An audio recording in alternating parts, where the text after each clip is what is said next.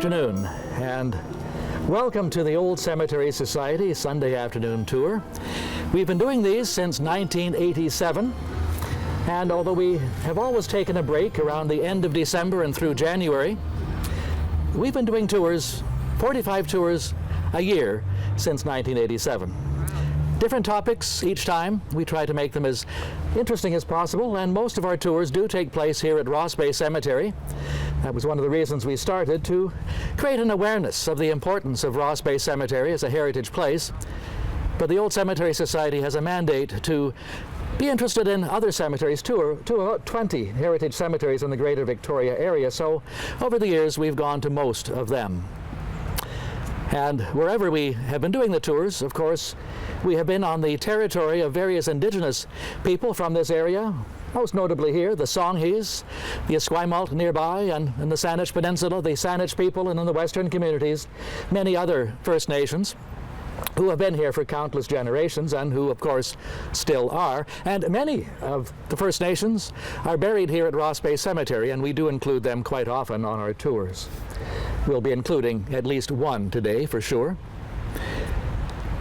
But we do other things as well. We have done recording of every grave here at Ross Bay Cemetery. There are 28,000 of them.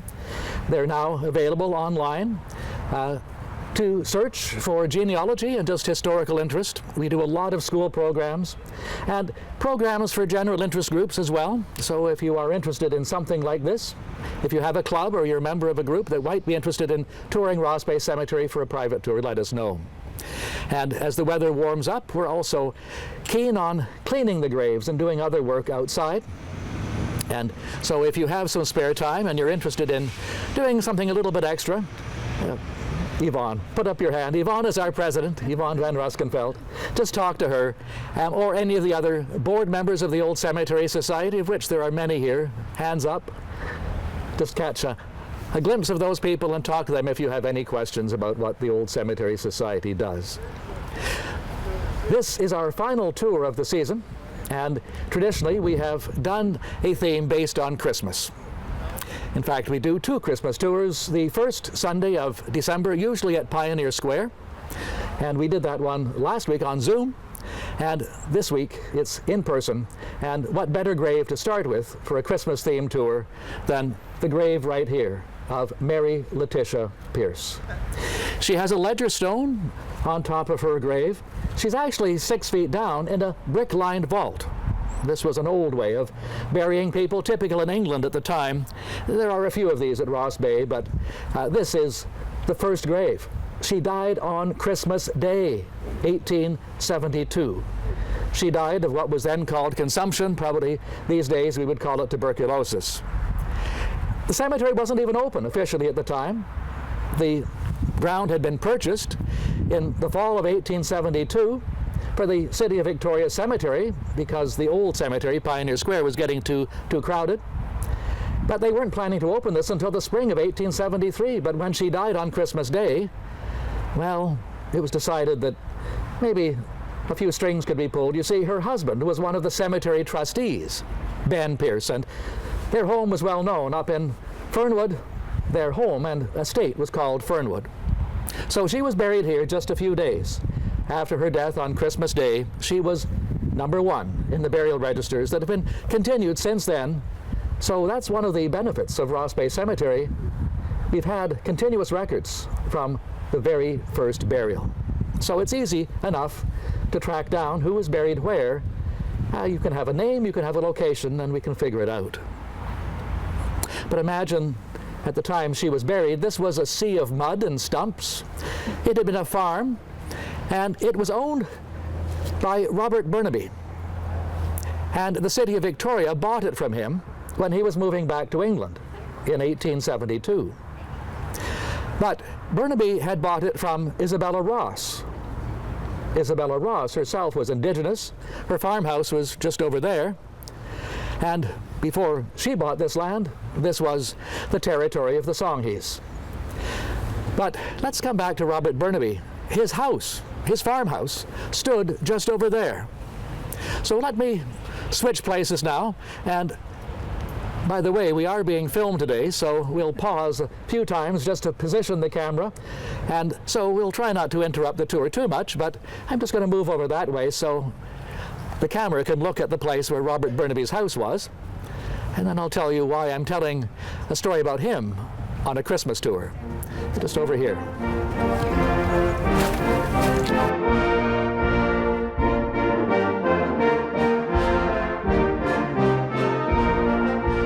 We don't know the exact location of Robert Burnaby's house, but we're pretty sure it was just a short distance over here.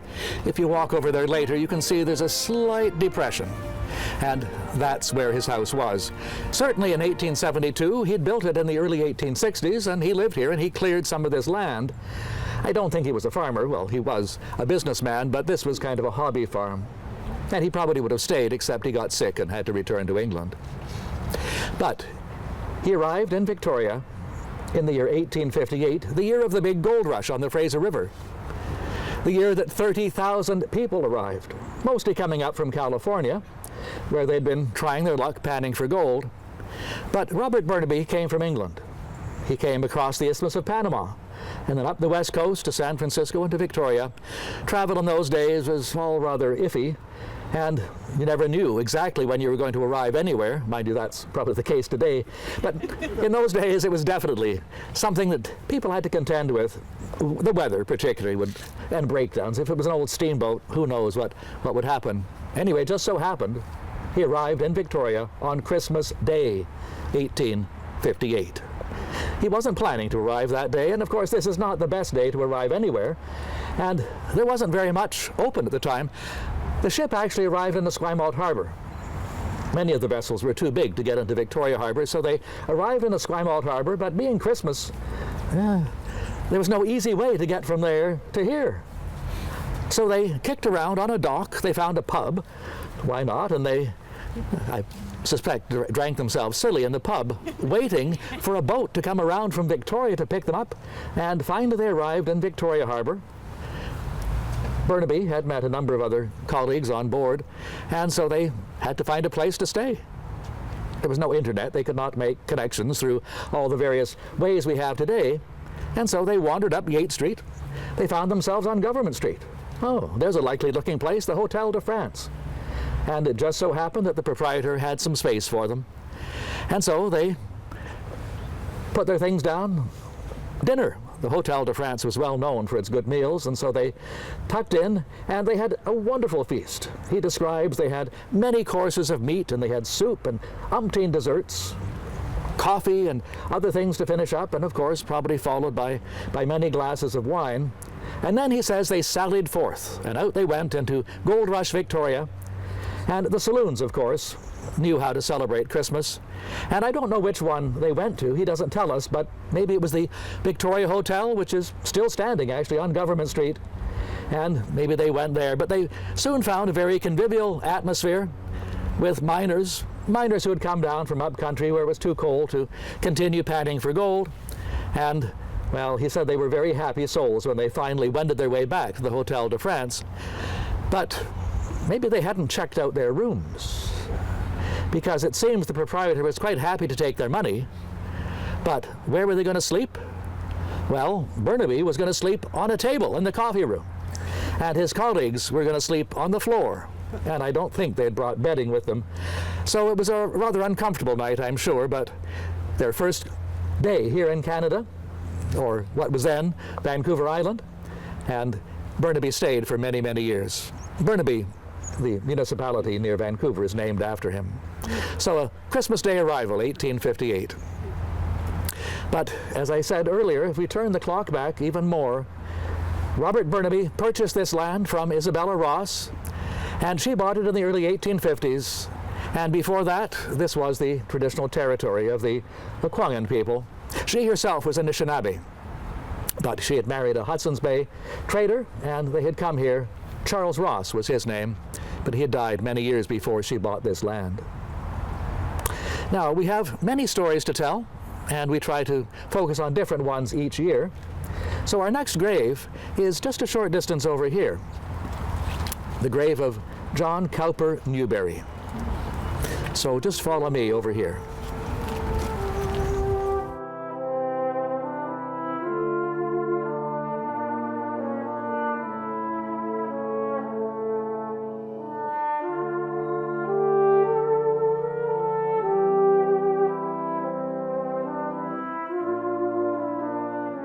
Christmas trees are very popular, fake ones, real ones, and so on at Christmas time. The story is that in the late 1840s, when Queen Victoria and Prince Albert began to have a large family, Prince Albert felt lonely, homesick at Christmas time, and so Queen Victoria found him a Christmas tree, a real old-fashioned German Christmas tree, the Tanna, the ones that look like bottle brushes. And there were many pictures of them in illustrated magazines and eventually postcards and other things that showed the Queen and her prince and their growing family around this thing that probably looks more like a Charlie Brown Christmas tree to us.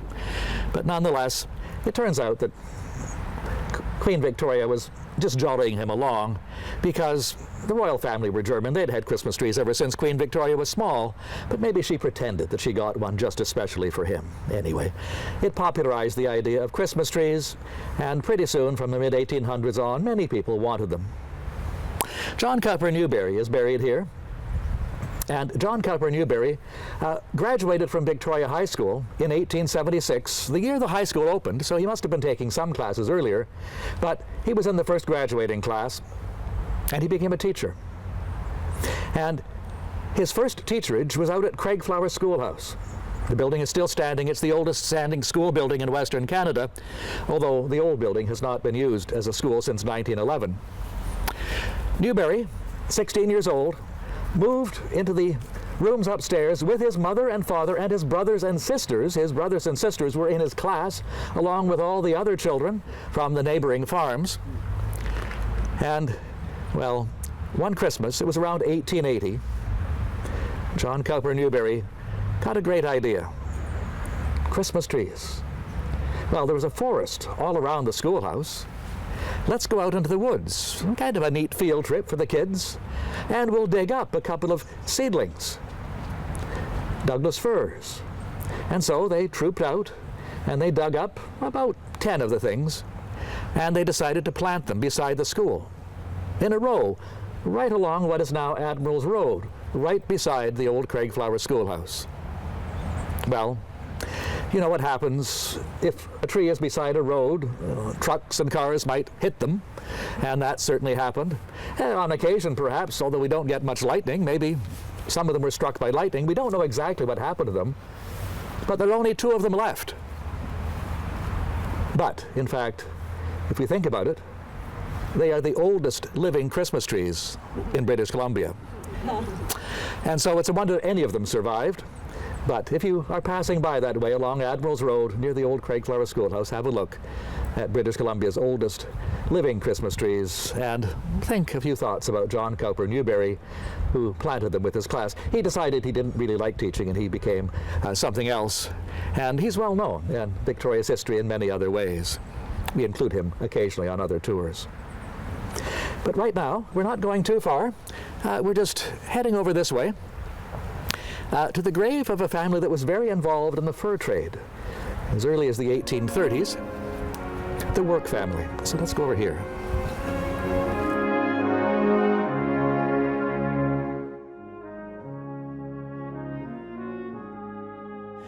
The Work family were very prominent. They had a farm called Hillside Farm, and Hillside Avenue ran through the old estate. But John Work came here with the Hudson's Bay Company to the West Coast in the 1830s. He married the woman whose name you see here, Suzette, sometimes referred to as Josette. John Work himself died just 3 days before Christmas in the year 1861. And so he's not buried here because this cemetery didn't exist at that time. He's buried in the old Pioneer Square. But the rest of his family are buried here. And what I'd like to do is to just tell you some of the trials and tribulations that Suzette had to go through. She followed her husband on some of his trips for the Hudson's Bay Company. And one of those trips was during the late fall and winter of 1832-1833. They started out from Fort Vancouver, now Vancouver, Washington, on the Columbia River near Portland. And they went down to the area near Sacramento. They were on a trapping expedition. And I'll just read a couple of the brief excerpts from John Work's journal, but they certainly refer to his wife as well. December the 24th. heavy rain in the night, stormy, showery weather during the day. The hunters were not out today. December the 25th, stormy, showery weather. The water rising fast and the plain overflowing.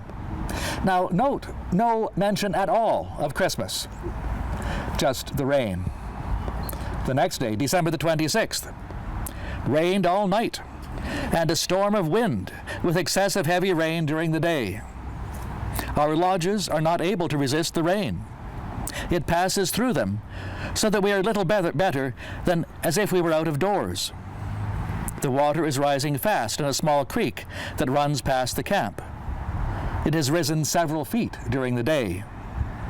So he doesn't tell us what they did on the 27th, 28th, 29th, and 30th. I presume they were kind of like Noah getting ready for the flood. But the next entry is December the 31st. Some light showers. That must have been a relief. Raised camp and proceeded across the low ground to the Feather River, 12 miles east. The road through the woods, the most of the way, very soft and miry. And then the next day, January the 1st, New Year's Day, 1833. Some light showers during the day. The water in the river fell nearly 4 feet during the night and rose about 5 inches during the day. Did not raise camp. The men, according to custom, were treated with a dram of rum and some cakes each. So Christmas was not mentioned, but in the tradition of the Hudson's Bay Company, New Year's was a huge event. Hogmanay, of course, the Scottish called it. Work was not Scottish, but the Hudson's Bay Company did observe New Year's far more than Christmas, at least at that time. And Suzette, she had young kids with her. Imagine going all the way down there and practically getting drowned at Christmas time, 1832, 1833. But she died when she was 87, and so I guess it wasn't all that bad for her after all. Now we have a grave not very far from here, and it's just along the roadway, just as the roadway curves around. And we'll stop there for a rather interesting reading that appeared in the newspaper, The Colonist, back in 1913, just over here.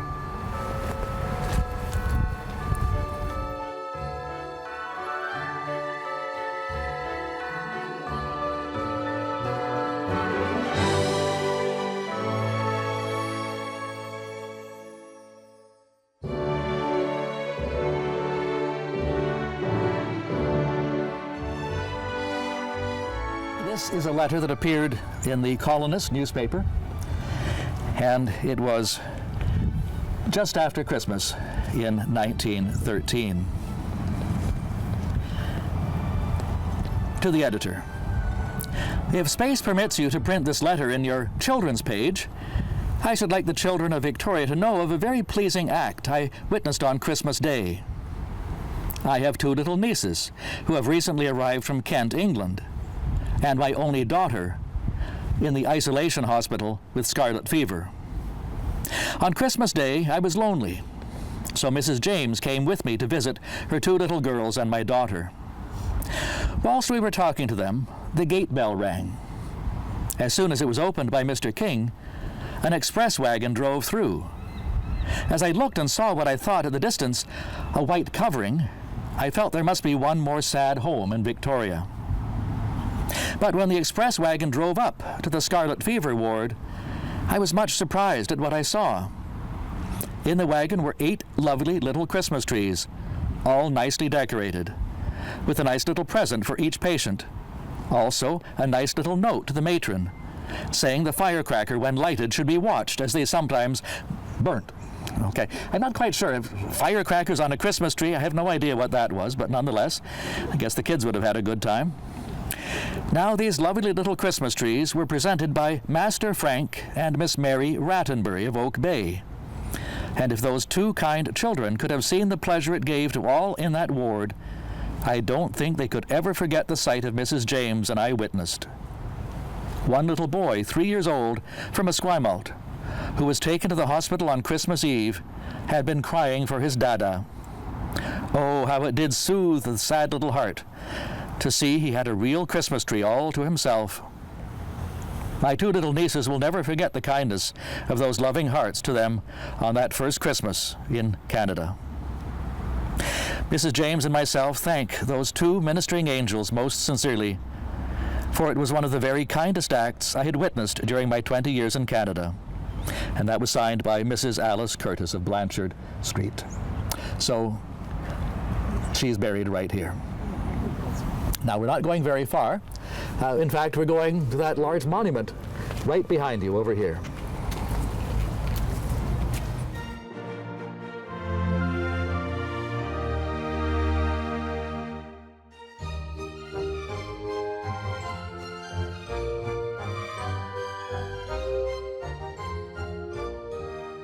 This is one of the largest monuments in the cemetery. It's made of red granite. And it's the original. It has not been restored. The polished granite, whether it's the red kind like this or the gray kind, does hold up very, very well. This is the family grave of the Pembertons. And the first name on this side is Joseph Despard Pemberton. He was born in Dublin and then came out here as a young man in 1851 to be the surveyor for the colony of Vancouver Island, which at the time was a separate colony from what became British Columbia. Well, just 1 year before he arrived, John Sebastian Helmken came to the colony. He was going to be the doctor at Fort Victoria. Now, he had taken a sailing ship around Cape Horn, about a 5.5-month voyage, rather rough, and people had died on board, people were born on board, and Helmken had to administer to them all. He arrived at Fort Victoria. He had to present his credentials to his new boss, James Douglas, who had just recently moved into the big house with his family. And as Helmken walked up the front steps of the big house, he noticed the curtains were fluttering. And he couldn't imagine who was looking at him, but when he stepped inside, it was kind of dark and gloomy. He met Douglas all right, but then he realized that it was Douglas's oldest daughter who was peeking around the corner from their quarters. It was she who had been peeking out at him. She had probably never seen a real live Englishman before. She had been raised at fur trading posts, and Helmken had been on board the tossing ship for 5.5 months. There were no pretty girls on that boat either. And so it was love at first sight. And 2 years later, at Christmas 1852, John Sebastian Helmken, age 26, and Cecilia Douglas, just barely 16, got married. They were going to get married in the mess hall of the old fort. There were no church buildings, although there were Anglican priests and Catholic priests, but it was the Anglican priest, the Reverend Staines, who was going to perform the ceremony. The problem was, Staines was a stickler for detail. And at that time, and I don't know when this tradition ended, but in both the Catholic Church and the Anglican churches, there was a rule that the weddings had to take place before 12 o'clock noon. Weddings must take place in the morning. And I did once ask a priest why, and he admitted that he didn't really know for sure, although when he was at the seminary, he said it was generally believed that because after weddings in those early days, almost everybody got totally drunk, if you didn't perform the ceremony before 12 o'clock noon, the whole thing would be a complete write-off. So anyway, Staines was going to stick to this, 12 o'clock. But the problem was, the day before the wedding, it had snowed. Now, the wedding took place on December the 27th, 1852. On Boxing Day, a couple of feet lay on the ground. And of course, we can't drive in the snow these days in Victoria, and they weren't much better in those days. But most of the people who worked at the fort were French Canadians. And the Douglas family, only a month or two before, had moved out into their own private home where the Royal BC Museum stands today. So Cecilia Douglas and her sisters, who were going to be her bridesmaids, were over there waiting patiently for the carriage that was supposed to leave the fort and pick them up. But of course it left the fort and only traveled a couple of meters when it got stuck up to its axles and couldn't budge. But who was driving the carriage? Well, the only people at Fort Victoria, of course, the French Canadians. The French Canadian gentleman who was driving it, and according to Helmken, he was very industrious. He very quickly got the others into action. They went out and they cut down a couple of willows with rounded ends. Somebody went to the Hudson's Bay store and they found a packing crate, and of course there was no shortage of blankets, and somehow they also rounded up some bells, and they contrived to make a sleigh. And off they went. Cecilia, of course, had no idea what was going on, but Staines said 12 o'clock, 12 o'clock, and poor old Helmkin was beginning to panic. His best man was Joe Pemberton. Pemberton had an idea. There was only one clock in the building. It was ticking away. He would sneak in and put the clock hands back a bit. And he was just in the process of reaching up to do this when Mrs. Staines, the wife of the priest, walked in, scowled at him, and he realized he was caught in the act, and so he stopped doing that, and the clock kept on ticking. But just in the nick of time, the tinkle of the sleigh bells were heard, and the dry goods box arrived with Cecilia and her sisters. They all piled out. Staines, in fact, he was a bit of a stickler for detail, but I think he speeded things up, and just as the clock struck 12 noon, he pronounced them man and wife. And there was a big bell in the middle of the fort just outside the big house. It began to ring, and all the dogs began to howl. That was a signal for the men to fire their muskets into the air. It was a huge, huge event. And that night there was a big dance in the barn at Old Fort Victoria. But Joe Pemberton tried to make things good by turning the clock hands back, but just didn't work. We're not going very far. It's just over there to the grave of Amor de Cosmos, who founded the colonist newspaper at the beginning of December 1858.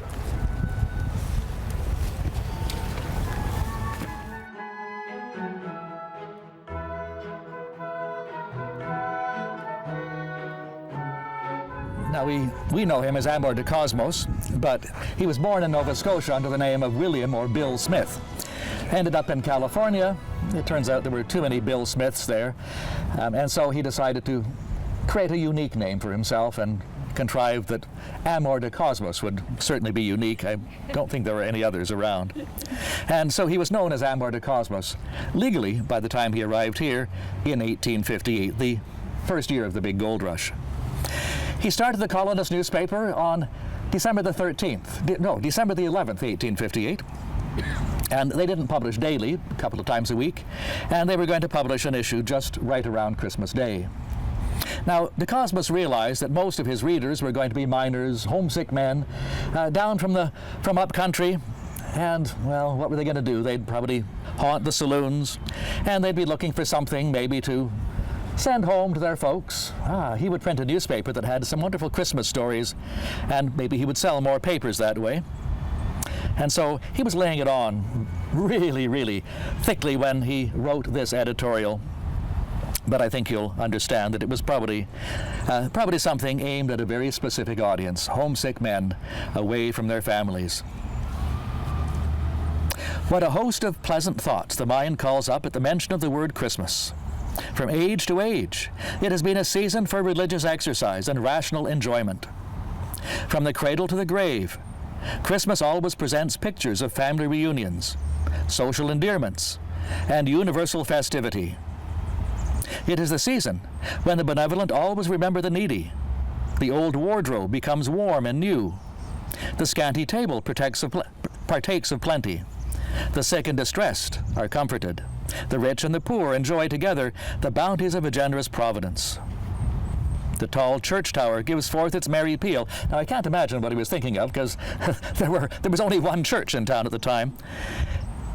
Friendship and love take the place of enmity and estrangement.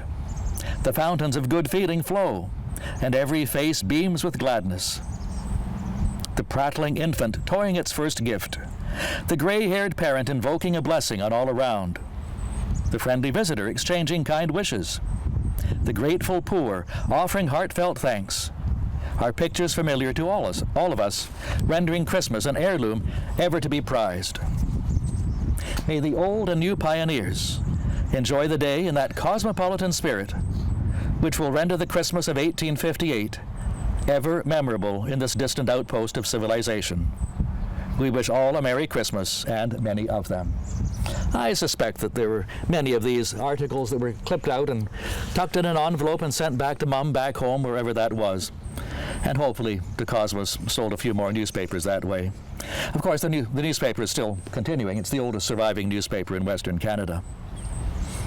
Now, happy stories, more or less, but let me take you down here for one that maybe isn't quite so happy. It's the grave of Mrs. Hills, the wife of the Anglican bishop for British Columbia. And we'll talk about that when we get down there.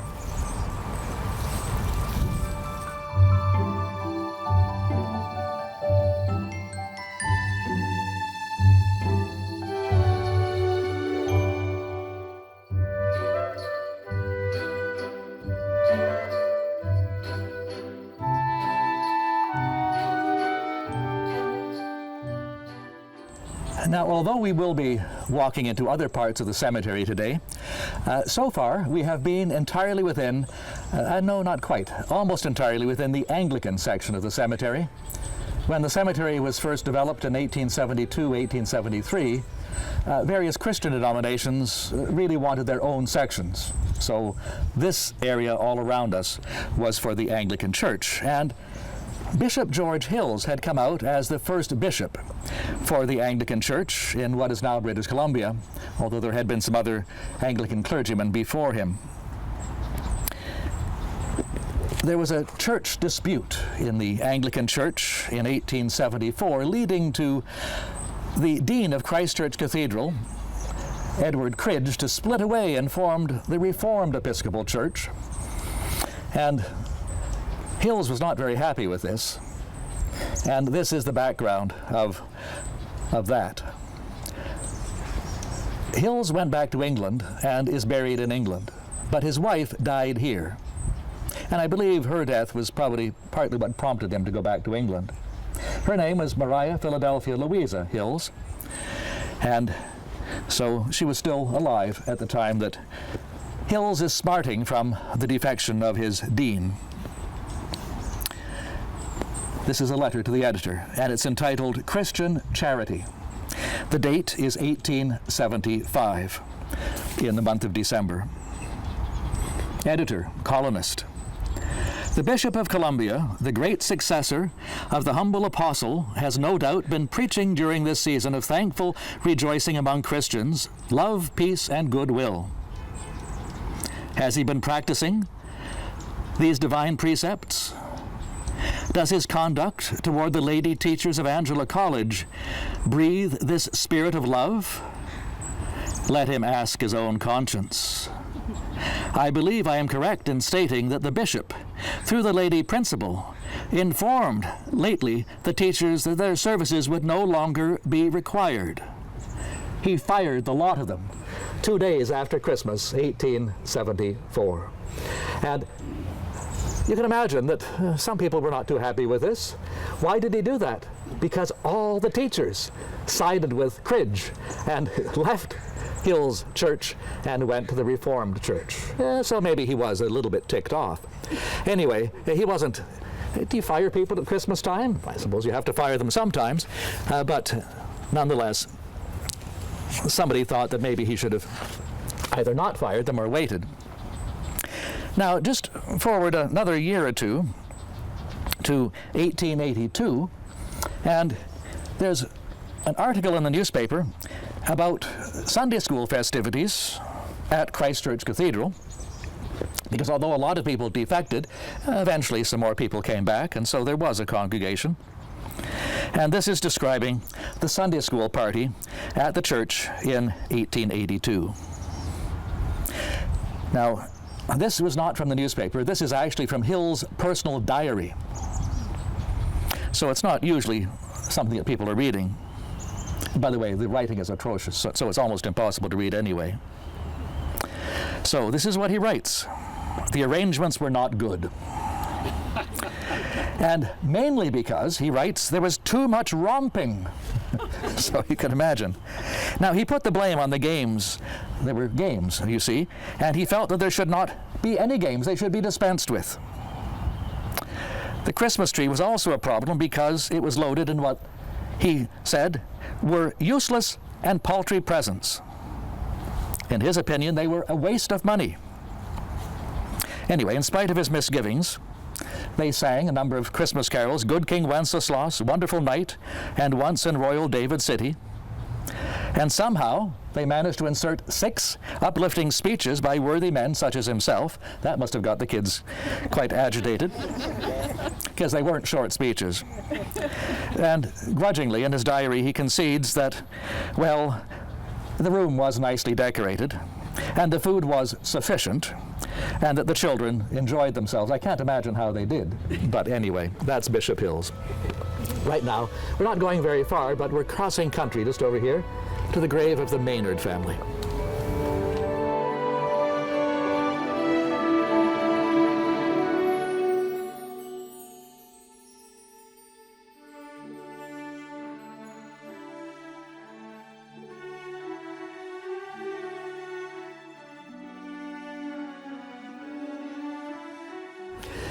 So the Maynard family were well known. They ran a boot and shoe business, but also they were photographers. And most notable was Hannah Maynard. I don't know how many women photographers there were at the time, but she was very good at it, and she perfected a number of techniques that she became famous for.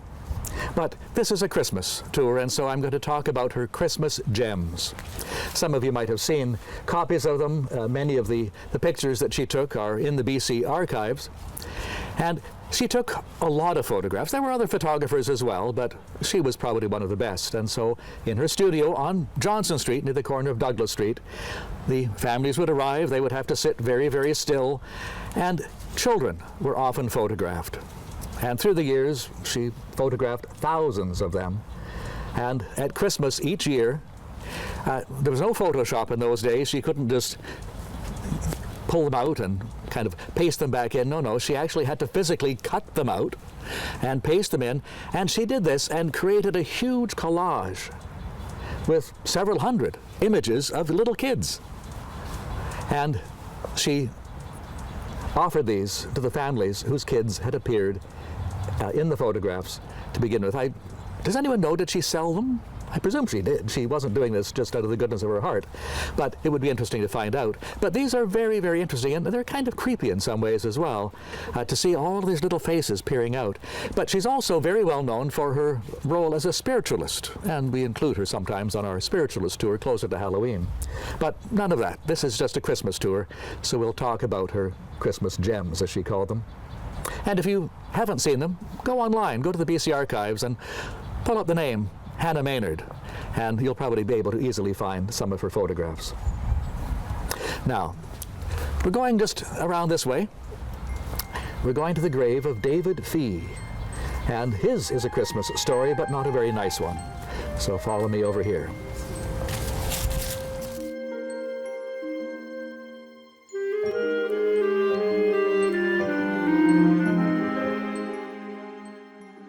Now, I mentioned the cemetery, when it was set out in the early 1870s, was divided by various Christian denominations.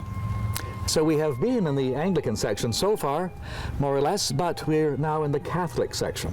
There are two Catholic sections, in fact, the old one right here, and a new one from the early 1900s on the other side of the cemetery. This is the very handsome monument for the Fee family. They operated a grocery store on Quadra Street. And they had a son by the name of David Fee. And David was about 21 years old, and he had moved up to Nanaimo and had come back to spend Christmas with his folks. And as soon as he arrived in town, I'm sure they said, "Oh, Dave, just like old times, we're going to midnight mass. You'll join us, of course, on Christmas Eve." And he agreed that he would. But in the meantime, some of his buddies had decided to have a masquerade party on Christmas Eve. Oh, a bit of a conflict here. The problem was he had not been prepared for this, and he was a big guy. He didn't have a costume. They found one for him, however. It was a clown suit, so that seemed suitable enough. And, well, I guess the party was a good one, and he'd forgotten all about going to church, but suddenly, "Oh, I got to go. I'll be back. I've got to join my folks at church." And so off he went. It was only a block away. Now, the present Catholic Cathedral on Blanchard Street at the corner of View was not quite finished. And so there was a temporary structure that had been in use for a year or two just in behind it. And that's where the service was being held for Christmas. But when he got there, he realized the place was packed. He could hardly get in. His parents wouldn't know whether he was there or not. And so he decided, I'm going to go back to the party. So that's exactly what he did. But what he didn't realize was, waiting in the shadows of the partly finished cathedral was a man by the name of Lawrence Whalen. And Whalen was waiting in the shadows with a gun because he was intent on shooting Tom Daisy for some problem that Tom Daisy had caused to Lawrence Whalen. We won't get into the details so much, but he'd been hired as a night watchman. Lawrence Whalen had been hired as the night watchman to guard the cathedral that was partly finished. And he knew that Tom Daisy, the fire chief, by the way, and he's buried just over there, was going to be at midnight mass, and he would be easy to spot because he had a white overcoat. Now, there were no street lights in that part of town at the time, and, well, Lawrence Whalen got prepared for his onerous task of guarding the place by getting drunk at the Dominion Hotel on Christmas Eve during the daytime, and then he'd borrowed a gun from a friend and got some bullets for another and waited in the shadows, but passed out. Anyway, he came to and saw the figure in white. Leaving the church, he ran up and at point-blank range he fired, and off he went. The blast was heard echoing through the church. Mass was not over. The priest stopped and everybody came piling out. They didn't know what was going on, and they found this dead body, David Fee. Blood all over the steps. They didn't realize at the time the bullet had been intended for Tom Daisy. Anyway, in the end, Lawrence Whalen turned himself in. There was a trial, and the jury believed it was manslaughter. How come? It seemed to be premeditated. Well, because he shot the wrong person. He was really planning to shoot. I don't know if this really would stand up these days, but anyway, he shot David Fee, the innocent David Fee, instead of the guy that he was trying to shoot, Tom Daisy. Anyway, Lawrence Whalen was put in jail, but got out. And we don't know where he went. And poor David Fee is buried here. By the way, the whole thing started because Lawrence Whalen had come up from Seattle. Lawrence Whalen was an Irish person interested in independence for Ireland. He was one of the Fenian Brotherhood, and he decided that if they could annoy the British enough, they'll release their hold on Ireland. I don't think it was an idea that had that much ability to take place, but nonetheless, there had been a dispute over all of this, and that's why he was gunning for Tom Daisy. And Tom Daisy lived to a ripe old age, and that's why he's buried over there. And young David Fee met an early end and is buried right here. You thought that Victoria was a quiet, gentle place? Political assassinations on the steps of the cathedral on Christmas Eve? Back in 1890 was not such a quiet place after all. Now our next grave is not very far, and we're moving over into the Reformed Episcopal section, and we'll find the grave of Captain Billy Mitchell just over there.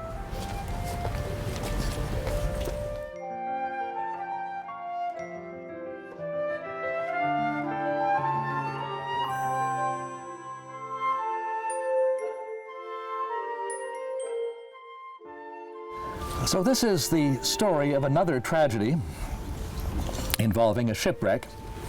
Captain Billy Mitchell was well known in these waters. He was a captain for the Hudson's Bay Company who operated many schooners and other boats up and down the coast for trading purposes. One of them was the Una, and that was the boat that Mitchell was captain of back in 1851, when gold was found on Haida Gwaii, formerly at the time called the Queen Charlotte Islands. They went up there and they blasted the ore right out of the beach. The Haida were not so thrilled with this, but anyway, they managed to fill the hold of the Una and decided to make a hasty retreat before the Haida decided that perhaps they were going to stop them from doing this. It was mid-December when they left Haida Gwaii, and it was stormy. They found their way along the west coast of Vancouver Island and entered the Strait of Juan de Fuca in a horrible storm on Christmas Eve, 1851. And, well, Captain Mitchell decided that he'd better take refuge in Nia Bay, which is near Cape Flattery on the south side of the Strait of Juan de Fuca. However, early the following morning, on Christmas Day, he ran into a rock. And the boat started taking on water very quickly and was sinking, so he ordered everyone to get off in their boats. Before he left, he grabbed a huge nugget from his own sea chest, just as the water was rising up, covering the sea chest. And they watched as the boat did sink, or at least partly settled in the water. And the Haida, or not the Haida, but the people of Nia Bay decided to ransack the boat, and they took whatever they could find, and then they burned it. They thought perhaps just to get the metal from the place. They didn't realize that the thing was filled with gold ore. Anyway, there he was, Captain Mitchell and his crew. They were not harmed, but they were stuck in Nia Bay on Christmas Day.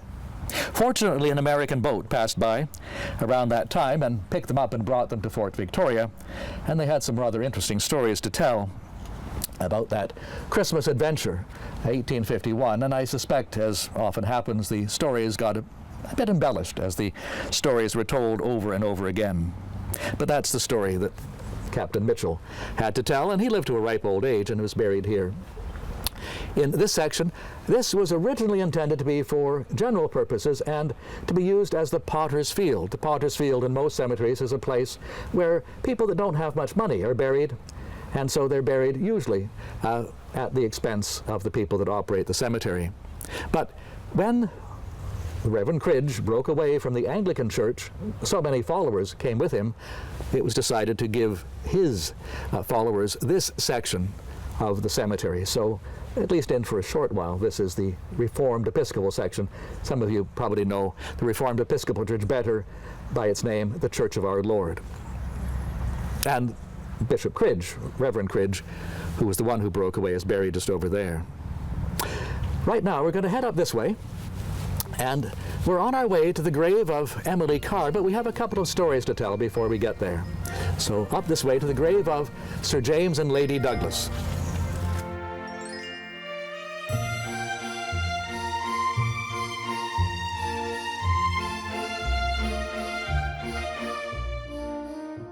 Now we've entered one of the other areas of the cemetery. This is the Presbyterian section, and it stretches on for some distance. We're going to end up in the Presbyterian section, but before we do that, we're going to take a small detour to the Methodist section. And here we have the grave of Sir James and Lady Douglas. They weren't actually Presbyterians, but this is a prominent spot, and so they were able to secure this very prominent location, probably one of the most prominent in the cemetery, for their family plot when Sir James Douglas died in 1877. And like Mary Letitia Pierce, he is in a vault underneath, a very large vault, and the stairway has been covered over many years ago. It's just over here. They had a number of children, and most of the children actually died in infancy, but 6 survived, and the second oldest of the surviving children was Jane. And in the late 1850s, she married Alexander Grant Dallas, who had come out here. He was one of the directors of the Hudson's Bay Company and fell in love with the Douglas daughter, and they eventually returned to Scotland. But Alexander Grant Dallas was actually appointed as the governor of Rupert's Land, one of the Hudson's Bay Company jurisdictions in the area around what is now Manitoba, in fact, much of the area around Manitoba and the Prairie Provinces. They didn't stay there very long. When Jane left here with her husband, she never came back. She never saw her mother again, although her father did pay a couple of visits to Scotland to see her. But this was a letter written in 1862, in December, her first Christmas away from home, and she was rather wistful as she wrote to her mother. And by the way, many people speculate that Amelia Douglas could not read or write. I suspect she could, because the letter was addressed to her, and Amelia's name is on this side of the monument. So, dear Mama, I suppose you are busy preparing for Christmas in the way of fattening turkeys, geese, etc. We must content ourselves with a tough old fowl for our dinner that day. I might have had a turkey, if I'd thought of it in time. As it was, I was too late, for they were all bought up. We often long for salmon, crabs, and fruit. Neither of us likes the whitefish. It seems so insipid after the delicious salmon we used to get in Victoria. I do not care for the buffalo, as it is too tough. The moose nose is very nice, though. So I'm not sure what her mother thought about that, but her daughter was on her own and fending, sort of, trying to get ready for Christmas, her first Christmas away from home. Later on, when they ended up living back in England and Scotland, her husband was quite wealthy. There were lots of servants, and she didn't have to worry about ordering the turkey herself. Now, our next grave is just over here. It's the grave of Lawrence Goodacre, a butcher, and Goodacre Lake in Beacon Hill Park is named after him. So let's stop there next.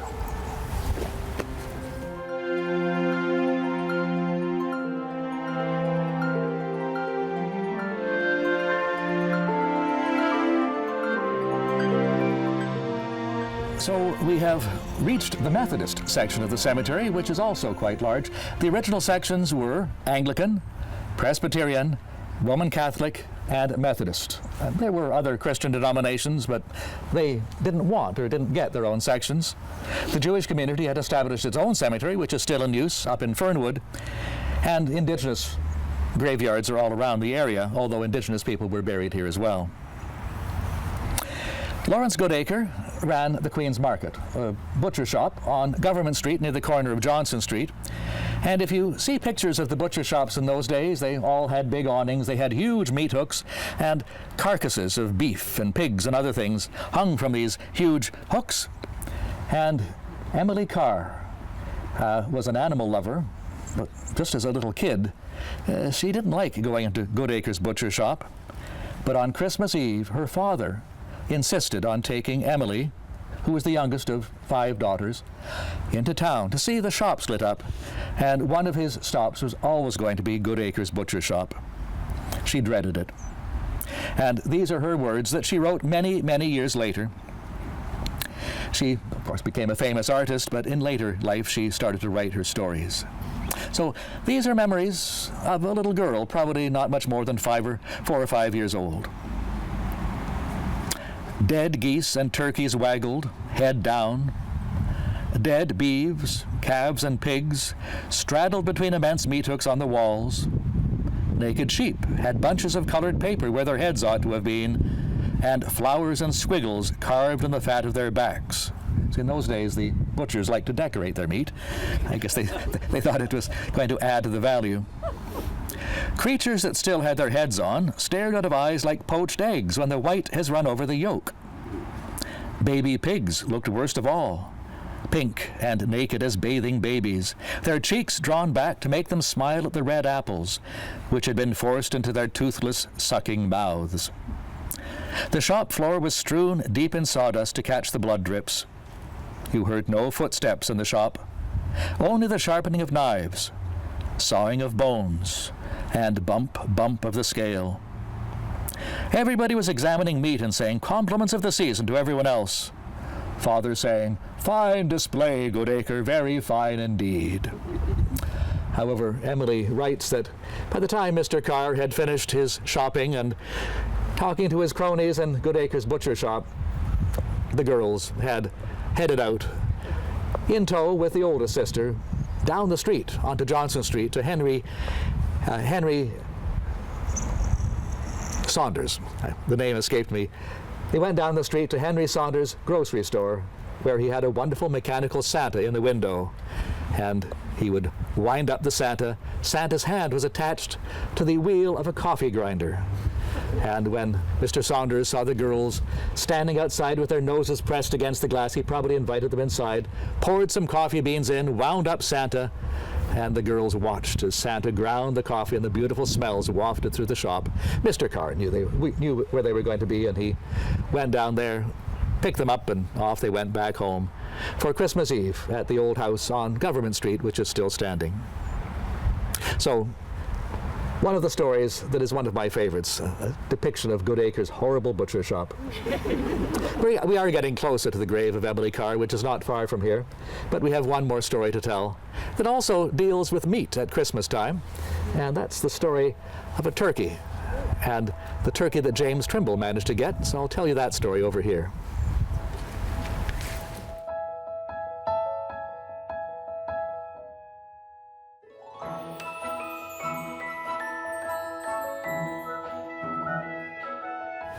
So we have come back into the Presbyterian section of the cemetery, and here we have another ledger stone. This is on the grave of the Trimble family. Dr. James Trimble and his wife are buried here, and there's another vault underneath. The ledger stone was originally intended to keep wild animals and possibly grave robbers from digging up the corpse, but I think probably the Trimbles have one here just because it looked nice. Trimble was here in the days after the big gold rush of 1858, and somehow he and his wife managed to get a turkey chick. Turkeys were very, very rare in the early days, but they had a pen in the backyard for ducks and chickens, and they put the turkey in with it. They didn't know much about turkeys, perhaps, and as the turkey got bigger and bigger, they realized they needed a much bigger pen, so they created one. And as the turkey got bigger, Trimble decided he was going to invite many other people to help share in the turkey. And so he invited a few people, but the turkey got bigger and bigger, and they invited a few more. And Dr. Helmken tells the story. It seems that almost half the town was invited to the Trimbles for Christmas dinner to enjoy this rather strange, novel turkey. But a few days before Christmas, when Trimble went out to slaughter the bird, it was gone. The pen was open. He assumed somehow the turkey had escaped. You can imagine the town crier ringing his bell, Trimble looking for his turkey, but it was nowhere to be found, and so Trimble concluded, probably correctly, the thing had been stolen. So what could he do? He had to go around and uninvite all the people that he'd invited to join him for Christmas dinner. Among the people that he'd invited was Dr. Helmken. Helmken was rather sympathetic. Now, the Helmkens were married at Christmas time. Remember the story of Joe Pemberton, the best man, turning the clock hands back? Well, that's the wedding. It was a Christmas wedding, and so Christmas was always a big time in the Helmken household. And so he said to Trimble, well, come and have Christmas with us. It's always a big celebration. And so the Trimbles gladly accepted. It was always a very large festive gathering at Christmas time, sometimes many sittings, and there was always a ham, a tongue, roast beef, and all sorts of other things, perhaps a goose, and everything was brought out to the table on huge platters covered with pewter lids to keep them warm. And one of these large platters was placed right in front of Dr. Trimble, who was invited to take off the lid and to carve.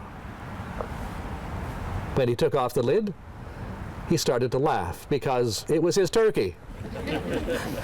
He'd never carved a turkey before, but I think he got into the habit of cutting off rather large slices, and everybody enjoyed that, and it seems that Trimble had a good sense of humor. Dr. Helmken, who wrote this in his reminiscences in the 1890s, so many, many years after it happened, seemed to know almost too much. He never did admit that he was the one behind the theft of the turkey, but I suspect he was. Anyway, it's a good Christmas story, one of the first turkey dinners in Victoria. And our final stop is going to be at the grave of Emily Carr, which is just a short distance up here.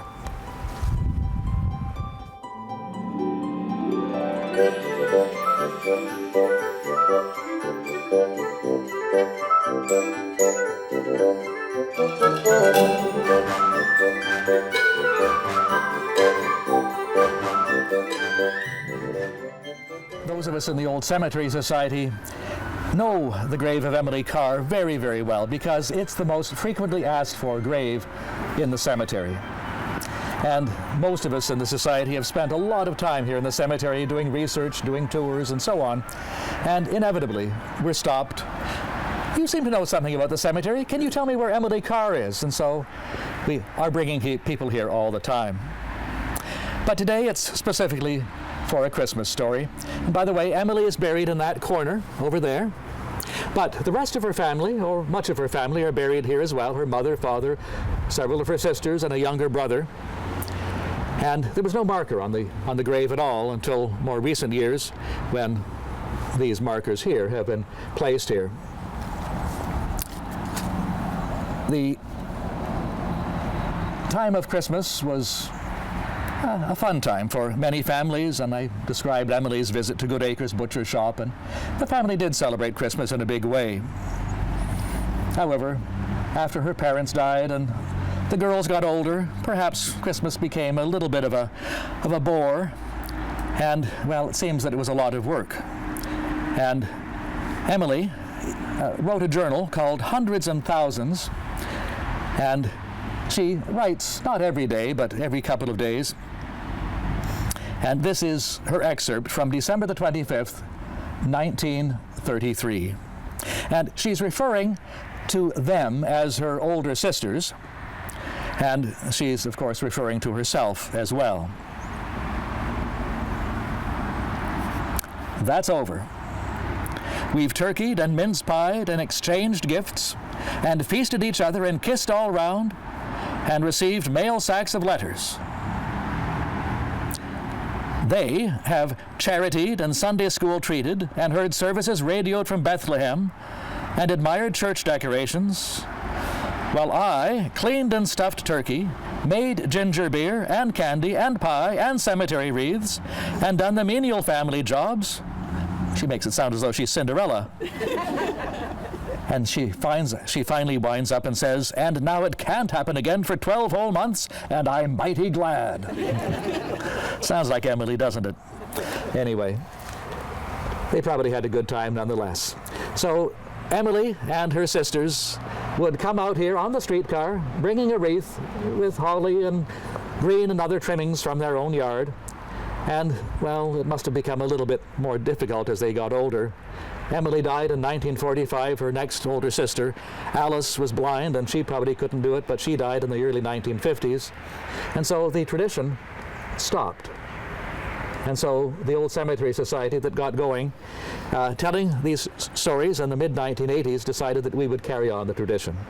So Yvonne Van Ruskenfeld, our president, has a wreath, and she's going to place it on the monument that is dedicated to all the family members.